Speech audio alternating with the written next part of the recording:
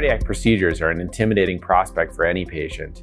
We're here to guide you through it today and make sure you understand each step of the process. My name is Peter Bohan, and I just recently had an ablation procedure done here at the Heart Hospital, which is connected to the New Mexico Heart Institute.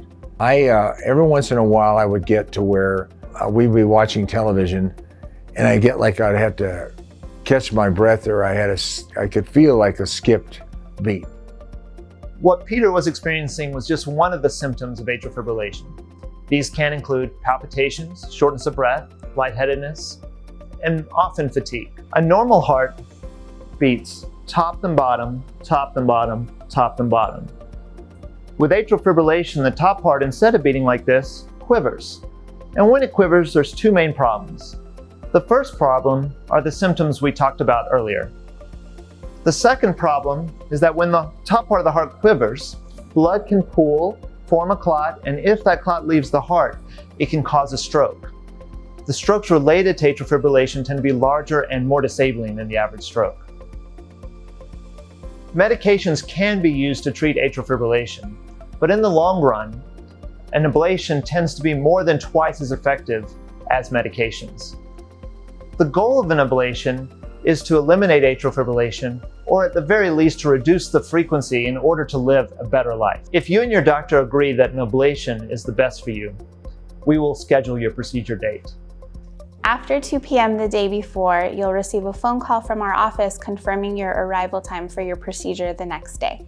We'll have you come in 2 hours before the start of your procedure, and during that time, we will verify that you've had nothing to eat or drink 8 hours before your arrival to the hospital.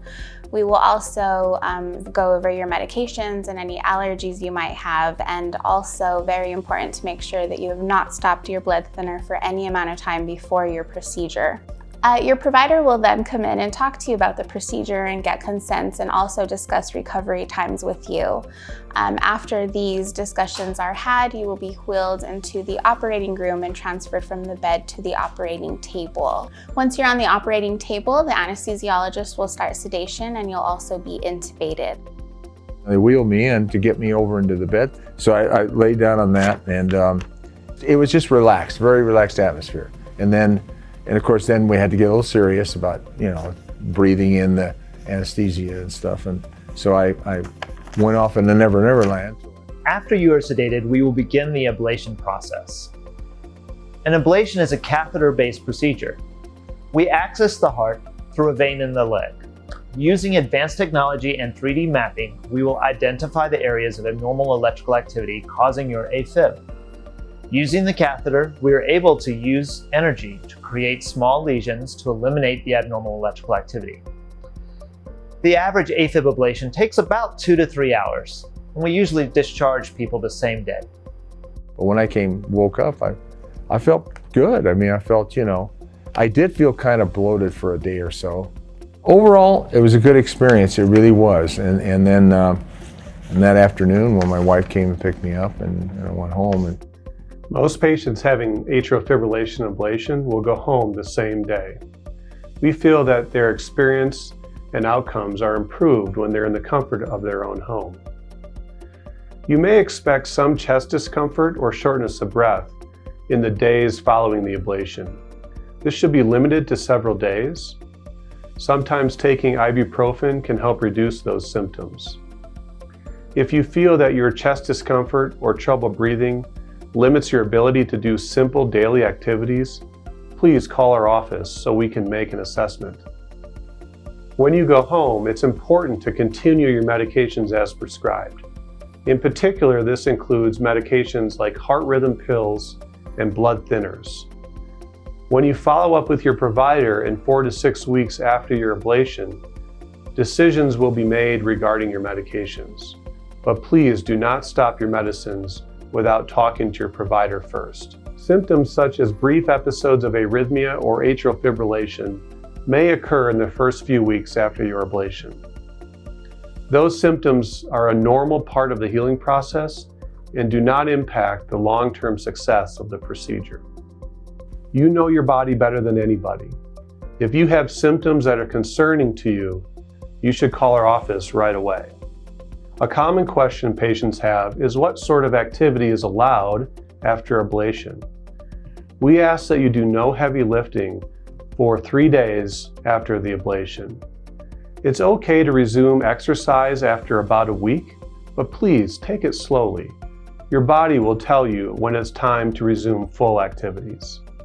Our lab at New Mexico Heart Institute at Loveless Medical Center is one of the most technologically advanced labs in the country, allowing us to provide the best care and quickest recovery time for our patients.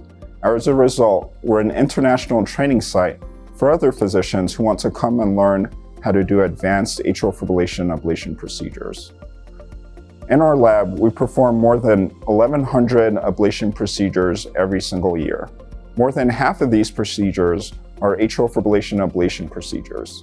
90% of patients who have intermittent symptoms of atrial fibrillation will have no symptoms at all 1 year after their procedure. 80% of patients who are in atrial fibrillation all the time will be in normal rhythm 1 year after their procedure.